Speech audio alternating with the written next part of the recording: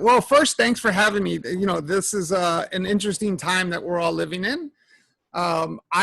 It's funny, tied to my background is the messages that I get on a daily basis that start with, I hope you find yourself well in challenging times, right? And in my head, I'm thinking, my whole life has been a challenging time. When did you show up, right? Like this idea that some of us, and the point is that lots of us live our whole lives in challenging times. And there's people that are living in challenging times before the pandemic and after the pandemic and everything in between. So it's always interesting. And the reason I bring that up is because, you know, my background is a unique background, but a story that's told a lot in this country, right? So I am a first generation American, born, raised in old school Hell's Kitchen, New York from the 70s and 80s, when it wasn't a great place to hang out, when it deserved the name Hell's Kitchen, right? That's when it deserved the name. I grew up with a single mother. I'm a first generation American. I grew up on welfare and food stamps. And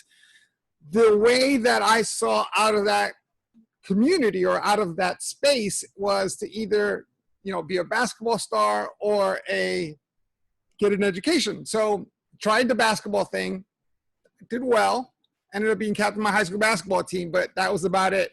Competition in New York in the 80s was way too high. So I focused on my education, got my college degree, got my graduate degree. And here I am. I've been at Google for 14 years. I worked at Accenture for 7 years. I worked for Governor Cuomo for 2 years.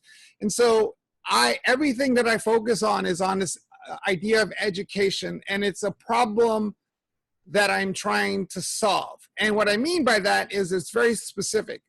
Here's the assumption that I can make.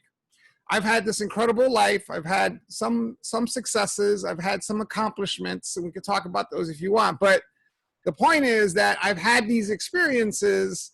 I've had the success because these are one of the two assumptions. Either because I am some 500 IQ super genius, which my wife thinks I think, or there are millions of students out there who have the same capacity and same capability, and we're missing out, and we're losing that talent, we're losing that gift. And so the problem I'm trying to solve is to get more people like me into positions of power and influence through education, through work, through the advice that I give on my YouTube channel, because we need that, because diversity and inclusion is what's going to drive us forward. It's going to create the solutions that we need. And I often talk about luck as being a requirement for all of us. All of us experience some sort of luck along the way. Everyone will tell you about that. But for those of us that are growing up in those situations, luck seems to be the number one factor. The thing that you need. If you don't get it, you don't succeed. And we need to eliminate luck as a requirement for success. Thank you for that. And I should know before I forget that great sign in the background has your YouTube channel, and you have some amazing videos. And my daughter and I made that, yeah. So, all right, so bring us up to speed with what you do at Google. Yeah, so I've been at Google for 14 years, in the education space that long. And the work in the education kind of started by accident. It was back in 2006. I joined the Google office here in Phoenix. We had an office here back then. And my job, I was on the engineering team, and my job assigned to me by the CIO at at Google, was to go out to ASU, where our office was located, and find out what projects Google could get involved in. And I went around and asked all the heads of different groups, like, what's your biggest problem? What are you facing? And the CIO at ASU said email was his biggest problem. You know, they were using an old antiquated system. Students weren't using it. It was client-based. It was 250 megabytes of hard drive space. Students had to unload their documents. It was just a terrible system. And I said, oh, we got this tool called like Google for Your Domain, where you can just take your email address and put it on top of our Gmail platform and just label it yourself. And then 2 weeks later, we had launched Google Apps for Education. And so I dove deep into that and worked with universities and worked with a whole bunch of organizations around this idea that we turned into Google Apps for Education. Went full time into the education space because I saw the potential of what we could do with technology in education, right? And it wasn't just about replacing current systems. It was about what else could we do with the technology? The idea that we have all the information at our fingertips, what can we do with that? Well, how can we change the models so that we can take advantage of the technology and the information that's out there? A couple years after that, I got a crazy idea around launching these tools into K-12. And we launched these into K-12. We made some adjustments and some changes and signed a state level deal with Oregon, who is the first, state level organization to deploy Google Apps into their schools. And today, we have 100 million users using these tools around the world. But the craziest idea I had was when I saw this internal new tool that was going to come out called the Chromebook, and I pitched the idea of launching a Chromebook into education.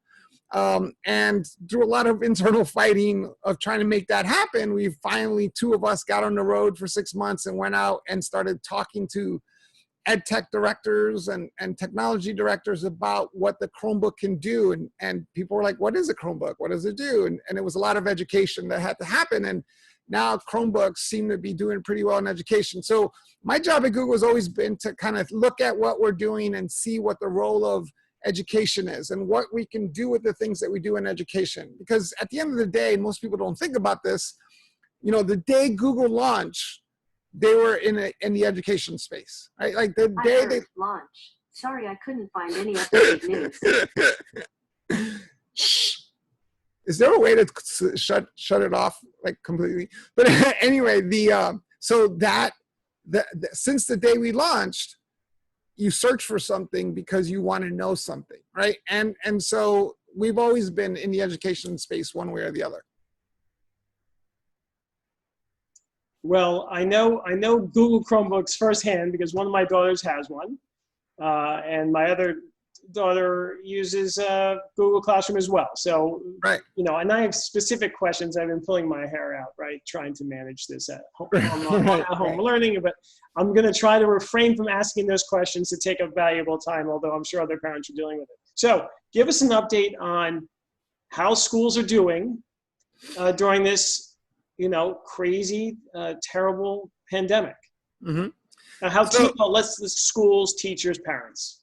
Yeah, so first of all, about 3 months ago, and one of the YouTube videos that I posted, the one that has done the best, to be honest with you, it's still viewed hundreds of times a day, is the advice for parents about education, right? Because I saw what was going to happen, and the advice is basic. The advice is don't freak out, don't worry about your kid falling behind. If you focus on the basics around reading, writing, and playing, your kid's gonna be okay, right? And as long as they're thinking, as long as they're processing, as long as you can focus on their curiosity, let their curiosity drive their learning, everything will be okay, right? So that I want parents to chill out when it comes to what they're worried about, right? Like, look, the California system just said that they're not going to accept SATs anymore, right? So if that's not going to be the thing that they use to assess, they're going to be looking for what did you do, what projects did you work on, how do you think? They're going to be doing other kinds of assessments. So it's important that we start focusing on that.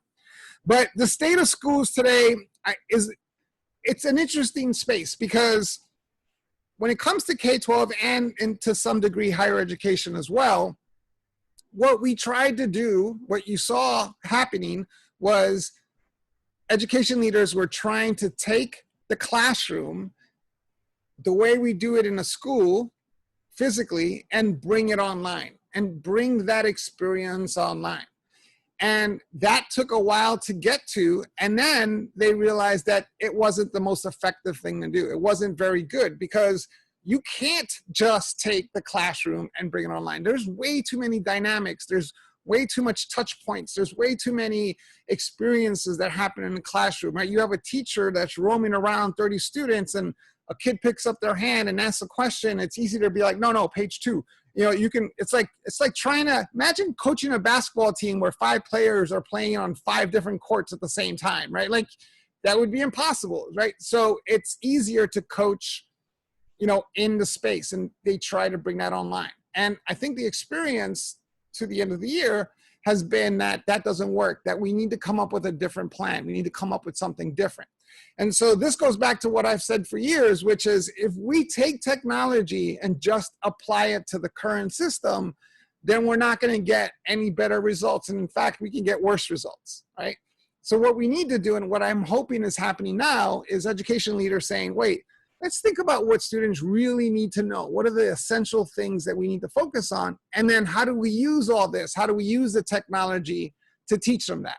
And that's where I'm hoping that we go. And it's interesting, some of the school systems around the country, or schools specifically, never missed a beat through all of this, right? They're like, they went from in the class to being online, and they're fine. And the reason is interesting, and we need people to explore this, because if you're teaching student-led learning, if you're teaching project-based learning, if you're letting the student drive their learning, then what's the difference if you do it in a classroom or if you do it online, right? There's schools, for example, that do project-based learning where the difference between being in the school and being online is, okay, so now the 5 students that are working on a project can't meet in the hallway to discuss something. Now they got to do it online, right? But they drive their learning, and so they don't miss a beat. It's the students who are like, like when we sit there and we're like, okay, put your name on the upper left-hand corner in 5 points. And okay, on the left-hand side, you do this. Okay, everyone paying attention? You know, on the right side, you put the date, but make sure you put the year, and at the year, you know, like when we do that level of detail in person, you cannot do that online. It just doesn't work. And so being able to have more freedom for students so that they can drive their learning is important. Now, what that means is the thing that I think we need to focus on from here on out the most is teaching students how to learn, right? That's what it comes down to, is the ability to learn. And I don't think there's a more important skill for anyone, not just students, for anyone, than the ability to learn. That is the most important thing. And it's not how to take a test, how to outline a book, how to listen in class. That's not what I'm talking about. How to listen to a professor's lectures and write down notes. That's not what I'm talking about. That's not the learning I'm talking about. I'm talking about a self-awareness, a self-assessment that starts with, I don't know how to do something. Where can I go learn how to do it? And then how will I know I learned how to do it, right? Like that little internal ecosystem applies to everyone. And students need to be able to know how to do that. And so it changes the mindset. So education is a process. You go through education. You are an educator. You are a student in the education system. The problem, or the reality, is that it's not a process. Education is a mindset. Education starts with an internal awareness. So how many adults have you heard say, oh, you know, you're very creative. I'm not very creative. Or I'm not good at finance. Or students who say, I'm not good at math. My response to all those people is, no, you've chosen not to be creative. You've chosen not to be good at finance. Everything that you need to learn how to be creative is out there, including one of my videos that I posted about how to be creative. Everything you need is out there on how to be good at finance. You can go deep on finance. When I launched my YouTube channel a year ago, I knew zero about videography and editing, like nothing. Like I'm a photographer. I love photography. I've been one I got a Pentax K1000. I've been doing this for a long time. And I didn't even know my camera, and I've had good cameras. I didn't even know my camera had a record button on it, right? Like that's where I started. And so my daughter, who has a degree in film from Arizona State University and is working in the video business, she actually is an editor at CNN. She makes fake news. When I went to her and I said, where do I start? How do I begin? After she laughed for 10 minutes about me starting a YouTube channel, she said, shoot at 24 frames per second, shoot at 1080, you don't need to shoot at 4K, double your frame rate, keep your ISO at 100. Now, if you go outside, that's gonna blow your exposure, so you probably want an ND filter. But you should get a variable ND filter because you're gonna have to change the lighting because the light's always gonna change. And she's like, just start there. And I went, cool, thank you, that's so helpful. Okay, here's my next question. What the hell do any of those words mean, right?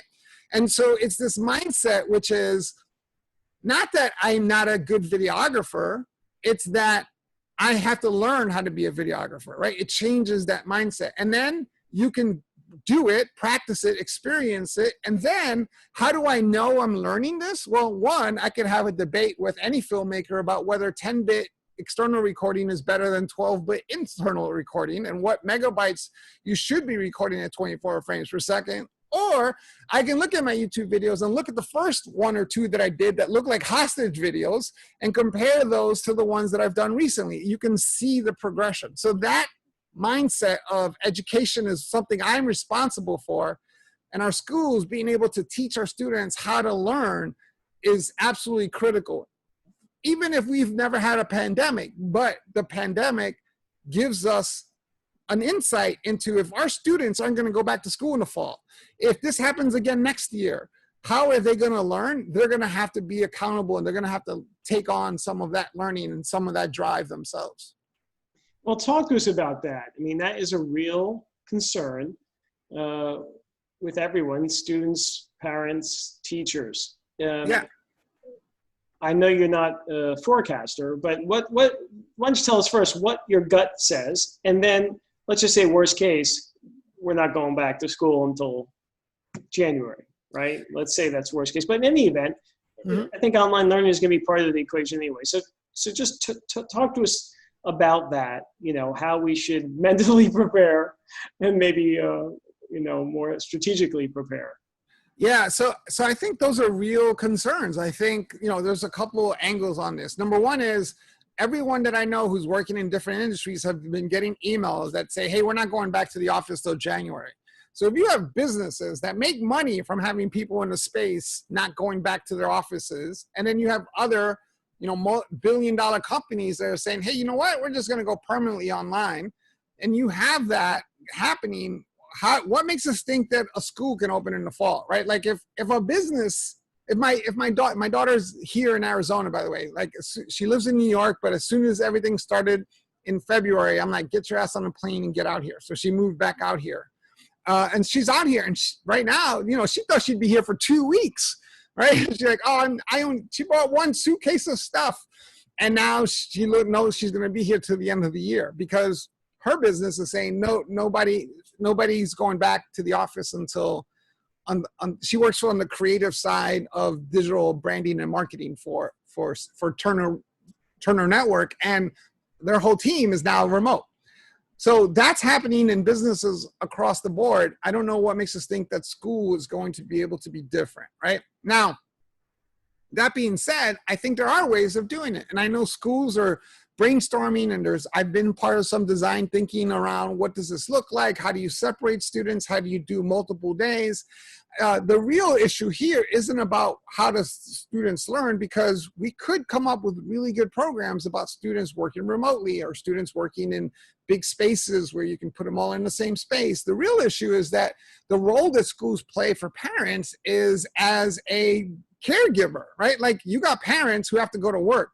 So yeah, all the people who work in those knowledge workers who can now work from home, most people can't do that. Most people have to leave their home to work. So how do you leave a 7-year-old at home so that you can go to work, right? These are real issues that we're going to have to tackle and deal.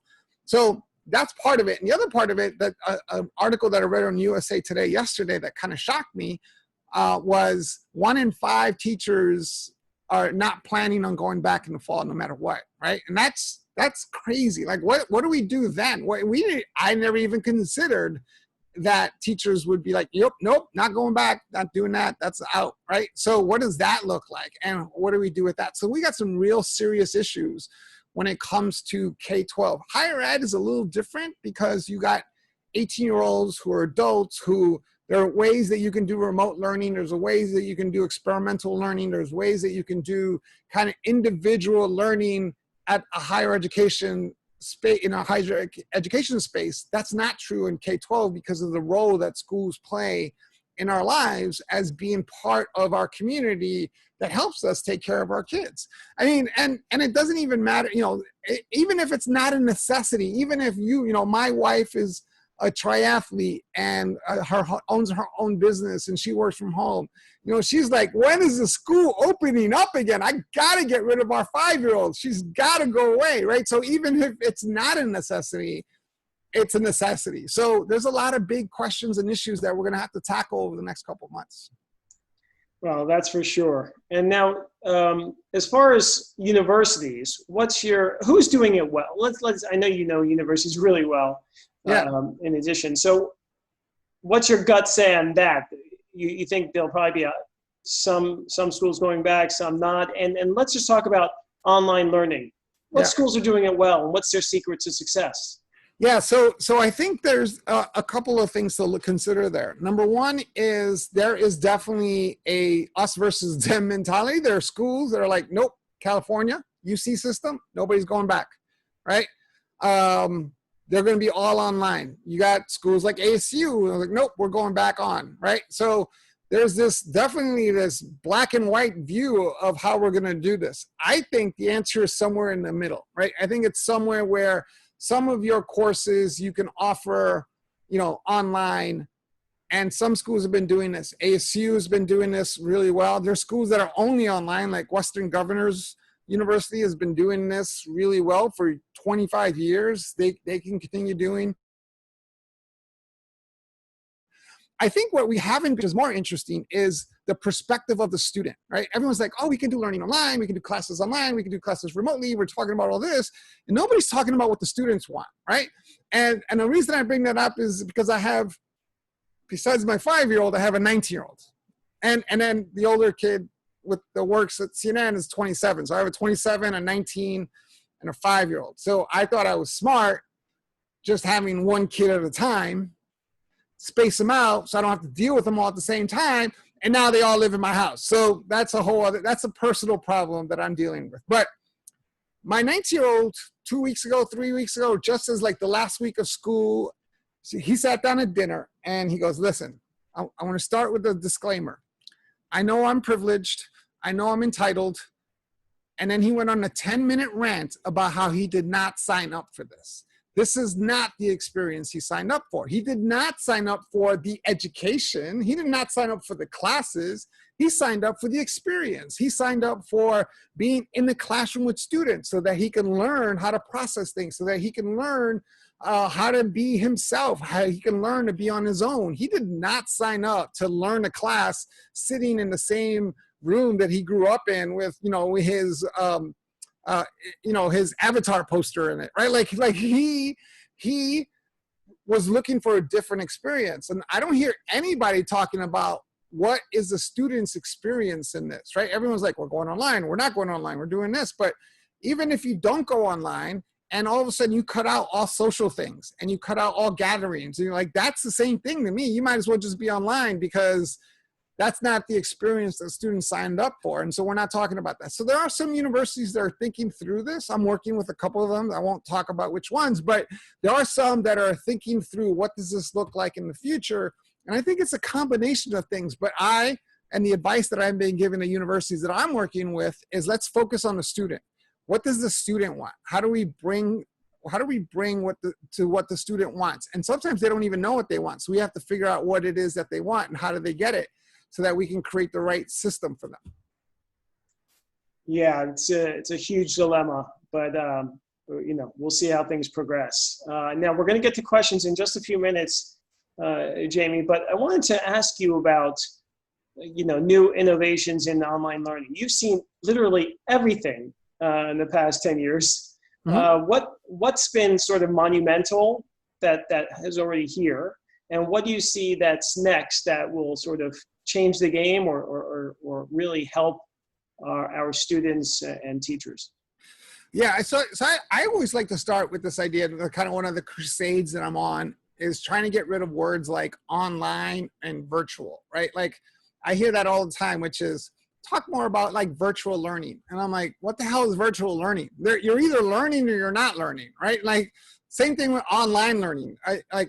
Does anyone say, I watched an online television show? Like I watched an online Netflix special? No, it's online. You just watch it, right? And so if we get rid of some of that language, I think we could just talk about learning, right? Not virtual learning, not online learning, just learning. So the key question for me is, who's doing learning well using tools that are available to do this online, right? That's a different approach to it. And when you look at it that way, there's a number of things that you can consider. Number one is, and we talked a little bit about this, which is not to look at tools that are just replacing the current system. So for example, a worksheet is bad. A non-progressive worksheet is bad, period. Having an online version of a worksheet it's still bad. It doesn't make it any better. It's still bad, right? Homework is bad. All the research in the world will tell you that homework adds no value at all. Having online homework is still bad, right? So we got to look at what the actual thing is, and just because there's an online version of it doesn't make it any better. Given that, Khan Academy has been innovative and brilliant when it comes to that. There is nothing that you can't learn on Khan Academy when it comes to education, right? You can learn how to you can learn how to code. My 19-year-old, when he was 12, learned how to code on Khan Academy. When he was struggling with some math, him and I would go on Khan Academy and go back to where I understood it so I could learn, and then we would work on it together, right? So Khan Academy's done a really good job of putting content online. The other tool for younger students, and this is now, I think it's still available free for parents, and full disclosure, I just joined a board, is a product called ST Math. And it's a nonprofit, so I don't mind pitching this, right? But it's ST Math, and I've been in love with this tool for 10 years since they launched. And it is not your typical math program, which is a worksheet, right? It's completely different. It takes advantage of all the technology. Like when a student sits down, there is no question, there is no direction. There is just there's a penguin and like a block. And the first thing the student needs to do is figure out what the problem is. Like that problem definition, not this is the problem, how would you answer it? It's like, no, start with figuring out what the problem is, right? And so ST Math is a great tool that does things like that. So I think more tools like that help students not just do the same thing that they would do in a classroom, but instead look at it differently is cool. The other thing that I haven't heard a lot of talk about, which I think could also be interesting, is the role that VR plays in all this, right? Being able to use headsets, and even an old fogey like me sometimes forgets things. Like when my daughter, who's a huge space fan, you know, obviously I had something to do with that, but huge space fan, like when we're trying to explain distances of planets, right? That's a hard concept to get. And then someone said, oh, just go to the space program on your virtual reality glasses, and you can actually look to see how far distances are. And I'm like, oh, that's brilliant. So that's another tool that we haven't really talked about and figured out how to use to give experiences. And there's a Google tool, Google Expeditions, for example, around Gettysburg Address. And they have, you know, you put on your glasses, or you could just do it with a cardboard and a phone, right? So you don't need a lot of technology. And you're looking around at Gettysburg, where Gettysburg happened, where the address happened. And this was a couple years ago. And there was when I was talking about this, I couldn't remember for a second whether I was actually at Gettysburg or whether I watched it through a VR, right? And so that's why the online thing doesn't work. It's just the experience. And so I think we could take advantage of that. So again, I'm a glass half full kind of guy. And I look at this as, look, for 100 years, we've been saying education can't change. It can't change. It's going to stay the same. It's hard to move. It's bureaucratic. It's all these things that we've been saying for years. We can't say that anymore. Obviously, not only can it change, we watched it change over a month, but it has to change. And so that to me is an opportunity to look at this from a different point of view, which is what are the essential things that we need to focus on? And then how do we teach those things? Like for what I talk about are the critical skills that our students need: problem solving, critical thinking, collaboration, the ability to learn, and creativity, right? When I look at my 5-year-old, those are the things I want her to know how to do well. And I don't care what the content is, right? And the reason why I want her to do those well is because we are entering a digitalized economy. We are entering where technology is going to be part of everything, and it's going to continue to expedite, right? So We've been talking about robotics and automation and machine learning taking over people's jobs or parts of their job, and that's true, that's happening. I think you're going to see here's my one prediction, you're going to see a hockey stick growth of automation and robotics. Because if you look at the world from a businessman's perspective, a business owner or CEO, you ask yourself, what is your number one risk to your business? And your number one risk isn't a pandemic. Your number one risk are people, right? Like people as doing process work is your number one risk, because if you run a factory full of people that can't show up to that factory, your business dies. But if you had robots and automation and things that were processing all that, you don't lose a beat, right? And so I think you're going to see more of a growth in automation and robotics and machine learning, those things. That's what I would do if I was a business owner. And so what that means is that we really got to double down on human skills, creativity, problem solving, these things that complement what the machines do, right? That work together. And those skills are so critical. And yet we talk about them as like there's something that you need for the future, right? Like right now you need to understand, French Revolution in 1834, but these skills that I just talked, they're 21st century skills. We're 20 years into the 21st century. Those should be the most essential things we focus on. And we can focus on them still learning French history, but those should be the first thing we talk about, not did you memorize all the facts about the French Revolution, right? It should be, how do we teach those skills inside the French Revolution learnings? But that should be the focus. I mean, if you want to trigger me, call them soft skills. They're not soft skills. They are absolutely essential. And when I hire someone, I'm not looking to see if they know something about the French Revolution. I'm looking for those skills. Got it. So before we get to questions, we have a bunch here. Share with us one takeaway that we should never forget from this conversation. So here's the thing: one of the questions I get all the time is, what does the future classroom look like, right? Like, what is that? And this was before the pandemic. What does that future classroom look like? And my answer has always been very anticlimactic, which is there is no future classroom. That if we really take this seriously, the future classroom starts on Monday, and then Tuesday, and then Wednesday. And what that means is that it's not about creating some future classroom, that it's about changing the culture of how we do things to think about innovation and iteration and continuous improvement, that we're always trying to get better at what we do. What do our students need? How do we meet that need? How do we meet it better tomorrow? What did we do well yesterday? What do we do better tomorrow? This constant approach to continuous improvement. And so what I think we need more than anything is that shift, that culture shift. And I think this pandemic might give us the boost that we need to think we need to have a culture of innovation, of continuous improvement, of continuous learning. We need to be a learning organization ourselves as a school.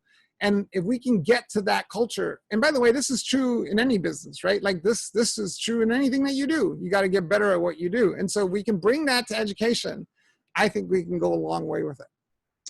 I couldn't agree more, Jaime. Clearly, we have to be lifelong learners and be agile in whatever economy, but especially disruptive ones like this, where anything can happen. Right. That would change the paradigms. Okay, here we go. Let's get to the first question. So here's one from Rob, who was born and raised in Brooklyn in the 60s.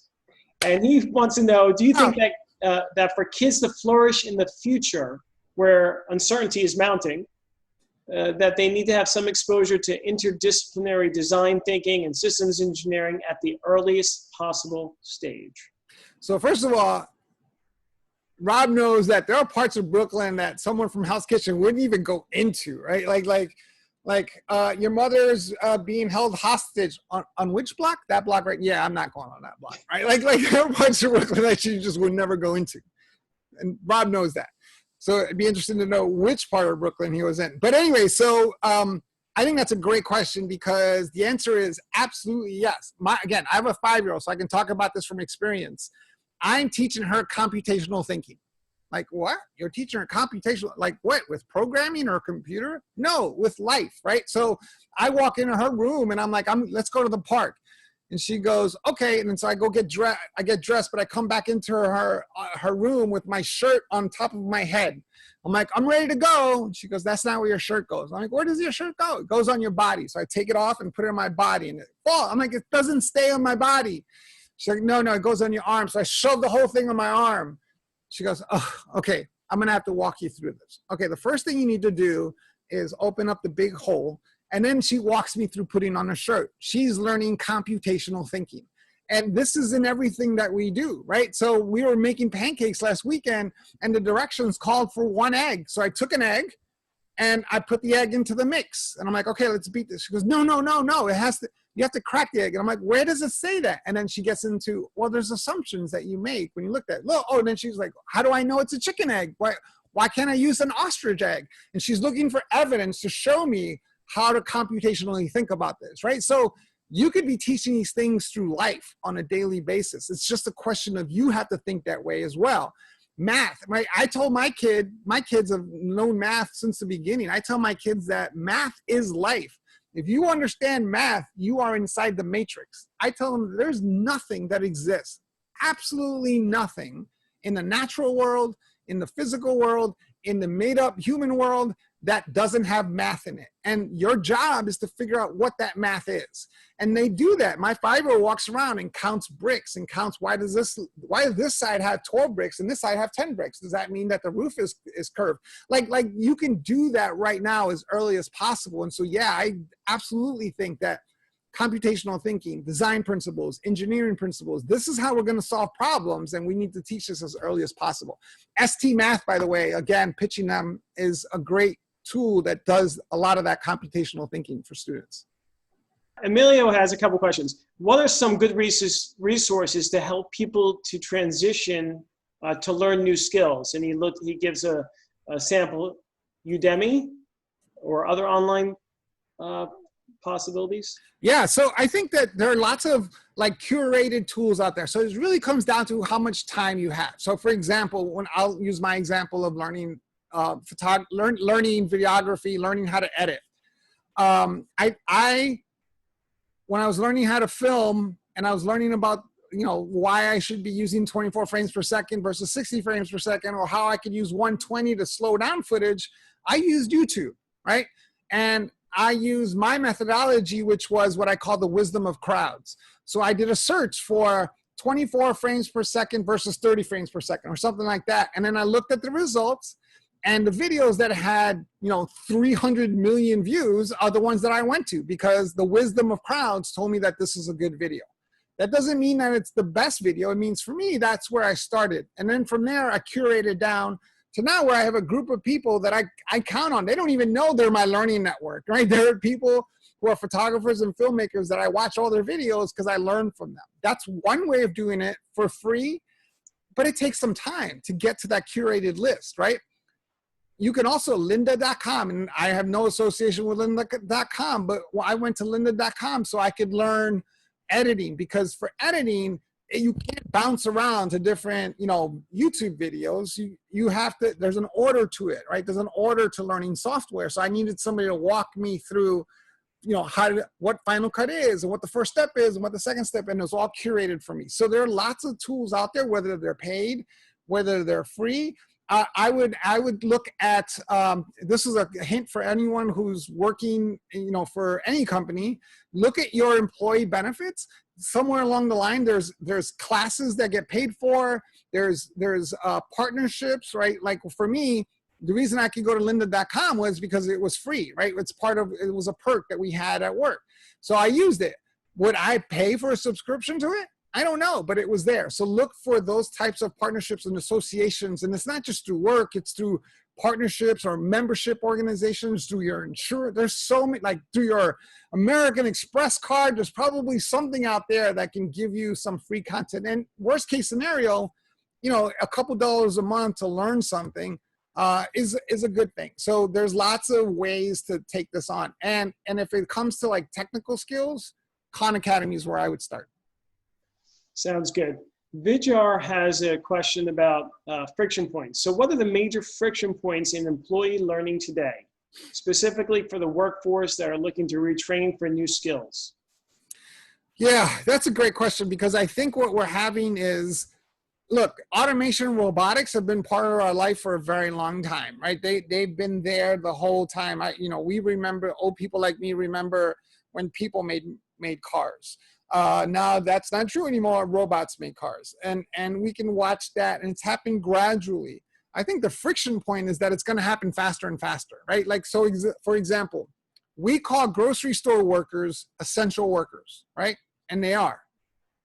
And in the same sentence that we're calling them essential workers, we're trying to get rid of them, right? Like literally in the same sentence, because a supermarket company in Singapore has now done everything robotics. You saw it happening slowly with self-service checkout, right? You saw it go from a cashier to self-service checkout to Amazon saying, why do people need to check anything out at all? Why can't you check yourself in, grab what you want, and walk out? That technology, you're going to see that expedite, because that's there. So I think the friction point is the speed at which automation and robotics can happen, and how we take that on. So I think the skills, whether they're technical skills or whether they're human skills, like the 5 things that we talked about earlier, those things are things that you can constantly learn. And then it comes down to decisions and choices, right? So you're not very creative turns into, I need to be creative. How do I learn to be creative? And then you learn to be creative. One of my videos on YouTube is about being busy and how I hate the term busy. Like, you're very busy. I'm very busy, like a status symbol. You're not, if you're watching Netflix, you're not busy. There's plenty of time in the day to learn. There's plenty of things that you can eliminate, right? One thing that I didn't say it in the video, but I recommend to people, is just spend a week and with a calendar or a diary and write down everything that you do by hour and see where your time goes. And what you'll discover is like, oh wow, I just went a deep dark hole on why rabbits have long ears on the internet, right? And I just went 2.5 hours deep on that, right? Like you'll see where your time goes. And so the time is there. We all get 24 hours. We all have the same time. And the question is, do you jump out of bed and start learning, or do you take 4 hours to get there, right? We can all find the time to learn. That's a great point. So next question from Jamil. How can school districts connect with you? I think you have some contact information behind you, but I have a feeling you're very popular. So I want to sort of ask that question, but give that caveat. Yeah, so school district, depends on the school district, but school districts know, a lot of them know who I am. A lot of them can get a hold of me. If you're not in the school, if you are an administrator in a school district, you can reach out to me on either LinkedIn, send me a message on LinkedIn, or my message button is open on Twitter. So you can just send me a message that way. I get lots of messages that way. So I'm pretty, I hate the word approachable, but it's easy to get a hold of me if you want to get a hold of me. And that's a good test, right? Like if I don't give you my email address, can you get a hold of me? And what kind of effort you want to put into it? One of my, we didn't talk about this, but students need to learn digital skills, right? And how to use digital tools. A teacher friend of mine did a non-scientific study where he gave his class, high school class, search terms that would not show up on the first page of a Google result, but might show up on the second page. And 80% of those kids couldn't find the information, right? So if you can't get a hold of me, it's a good test to see what your digital skills are, because it's pretty easy to get a hold of me. Got it. Okay. Ashley asks, what are your tips for teachers looking to sustain student engagement during the pandemic? Yeah, that's a great question, and it's hard, but I think that you have to focus on their curiosity, right? You got to let the learning be driven through their curiosity. And I know that's hard because we have standards and we have you have to meet these guidelines and these things. And as parents and as educators, it's hard to look at that list and then look at our kid and what they're interested in and make a match, right? So when my 5-year-old says, where does water come from? Or where does water go when you pull the drain on a tub? I can't look at her and say, no, hang on, I'm looking at the list here and we have to study space. So what are your space questions? No, let's use that. Let's drive that. What's interesting is that if we focus on those skills, right? Problem solving, critical thinking, those things, I can use that. I don't need the space category. I can do that with water. I can go 8 hours on answering where does water go when you pull the drain, right? Like, oh, that's a great question. What is water? Do you know what water is? Well, how do you make up water? What are the chemical ingredients of water, chemicals and chemistry? Where does water go? Where does water go up? How come water comes down? What makes it come down? Which clouds make it come down? Now we're studying, atmospheric pressures, right? Like, and where does the water go? It goes into a reservoir. What do they do in that reservoir? How does it get to our house? What's the dam? Why do we have dams? What's a natural dam versus the dams that we've made? What does that look like? I live here in Phoenix, Arizona. The whole water system in Arizona is built on what the Hohokam Indians did 1,500 years ago. There's a whole semester of classes just on that concept, right? So if we let our students drive their learning through the things that they're passionate about and curious about, that gets us a long way. And we can't judge that, right? Whatever that is, and I know we judge it, right? Like, how many of you have been on TikTok? How many of you have been on TikTok, or when I mention TikTok, roll your eyeballs like, I don't get TikTok at all. That's stupid. That's like you're judging what students are curious about or how they like to learn or what their passions are. But if you let that go and you dive deep into TikTok, you'll see nothing but creative genius. You'll see nothing but storytelling. You'll see nothing but concepts that have different perspectives. And so let's let them drive that learning. And I think those tips are really great, not only for teachers, but for parents, right? I think you're a great role model, Jaime, as you describe what you do with your daughter. I think if we all sort of take a step back during particularly this pandemic, but going forward, also really try to sort of instill curiosity, right? And ask questions and sort of get into this exploratory nature with our kids. That will have tremendous benefits, right? Right. It's like the parent who every day after school, you're like, how's school today? Good. And then the conversation stops, right? Insanity is doing the same thing over and over and then expecting different results, right? So the question I ask my kids at school is, did you ask any good questions today? Did anybody ask a question that surprised you? Did anybody say something funny today? And that kicks off conversations that get me into how school was today without me asking how school was, because that's just that's become such a common response that kids just say good, right? And I get it. So why do we keep expecting different responses if we are not changing the questions? Well, I'm guilty as charged, so I'm going to change my questioning, and I'm going to just remind people, if you have questions, please submit them. Or I will ask a million questions. So I know I am going to be very selfish here, and I will ask, how do we keep kids focused while they're learning online when they have these rabbit holes called YouTube or SoundCloud or other distractions that are, really hard to sort of keep them away from, particularly if they're using Google Classroom and the school administrator won't turn it off at my request. But I'm going down sort of that specific thing. But I think other parents have that question, particularly if they're young students. Yeah, I think overall you need a good digital strategy with your kids, right? Like, and as a parent of 3 kids, I get it. We are the first generation of parents that are dealing with this, right? I remember when my 19-year-old was 9, he was just getting into technology. Minecraft was this popular thing. He didn't have a laptop, and on the weekends he would go into my office and he would play Minecraft. And I'd be like, it's been 4 hours. Like, he probably shouldn't be on the computer much longer, because that's what you assume, right? Like too much screen time. And then you open the door and like he's in there, he's got headphones on, 2 screens. He's like running things. He's like, okay, you guys, you go get this stuff over here. And then he starts talking French because there's a French guy on his team and he's talking to him, and he's like all over the place. And it's like, no, you need to exchange. You need to convert the money from euros to American dollars. And like, he's 9 years old and he's doing all this. And I'm supposed to walk in there and go, okay, It's time for you to go outside and play with a stick, right? Like what am I supposed to do? So I get that from a parent's perspective. So I would say it's good to have reasonable expectations and rules, right? For example, at my house, you cannot have your phone at the dinner table. I'm not talking about kids.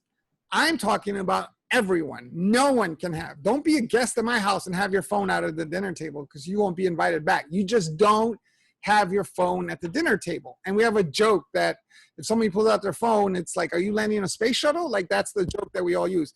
Even last night at dinner, I got a ping and I looked at my watch and my 19 was like, is the space shuttle landed? Like that's the reminder that we all use with ourselves around like no technology at the dinner table, right?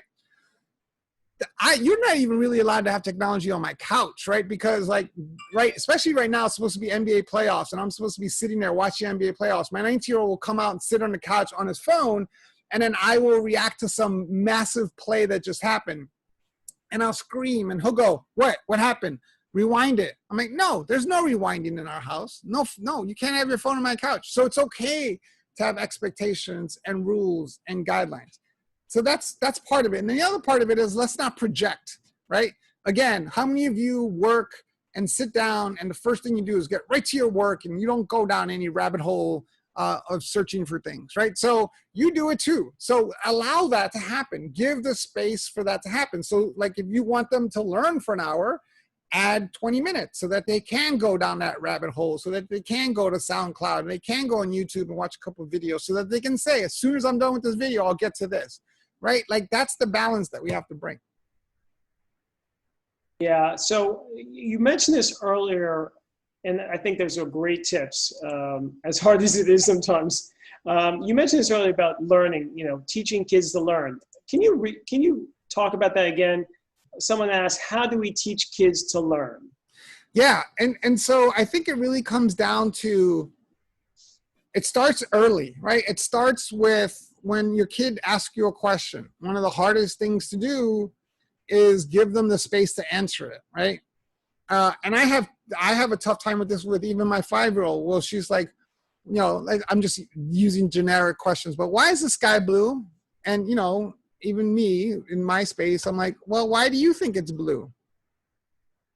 And her reaction is always like, I don't know. That's why I'm asking you. Why is the sky blue, right? And so I have to come with a different approach to it. So my approach is, the sky's blue. You know what? I don't know. Let's figure that out, right? And so we get into where would you go? Where do you? And so instead of saying why do you think it's blue, which doesn't work with, and sometimes it works with 5-year-olds, they can start answering it with their assumptions. Mine, it doesn't work, so I go the different approach, and I go with, well, where? So I go with, where do you think we can find out more? And she goes, let's ask Google, right? She'll say that, and then we'll do it, and we're like, oh, why is the sky blue? And it'll give you an answer. I'm like, we don't know what any of those words mean. Let's go look up those words, and now that's learning, right? That's teaching them how to learn. So not answering their questions, not just flipping it back on them.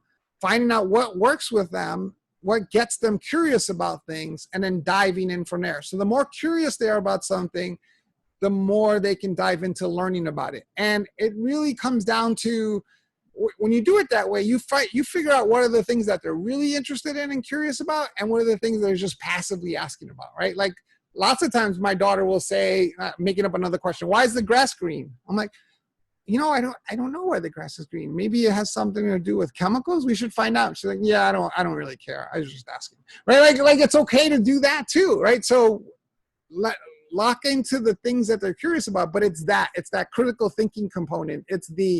Are they problem solving? Are they asking the right questions? Do they know where to go to look for information based on their appropriate age and how they should be looking for information? Because if you're 5, I don't expect my 5-year-old to go on Google and start doing research, right? Like she can barely read. So when she's 5, we can look at YouTube videos and I can search with her, right? Like, so depends on their age. There's lots of ways to get them to start processing and thinking about things. But again, it's that idea of not answering their questions, not spoon feeding them information, but instead having them work to get to the answers. And that's so much more rewarding than just understanding what the answer is. 100%. So we're just at the end of our session here, Jamie. But I found it really interesting in your bio that you co-authored a book. Yeah. That's called Our First Talk About Poverty, and that's something that's been on my mind. How to sort of make sure these kids and my daughters aren't entitled, or make sure they're exposed. And I can't say I've done as good a job as I would have hoped, but give us some pointers. First, mention about your book, and I guess we can buy it. But is there any last minute tips, or as we end this show, that you would give parents on how to talk to their kids about it? Yeah. So the book, and I put it back here. I usually don't sport it like this, but you mentioned it, and I wrote this book with a child psychiatrist. I'm sure you can find it somewhere online. But I wrote this book with a child psychiatrist, Julian Roberts, who's an expert and has written lots of types of psychology books like that for kids, and is like a renowned child psychiatrist from Canada. And we wrote this because of my experiences, and to exactly your point, which is, what are the assumptions that we make about poverty, right? And that's the problem even with students and kids who are growing up in poverty.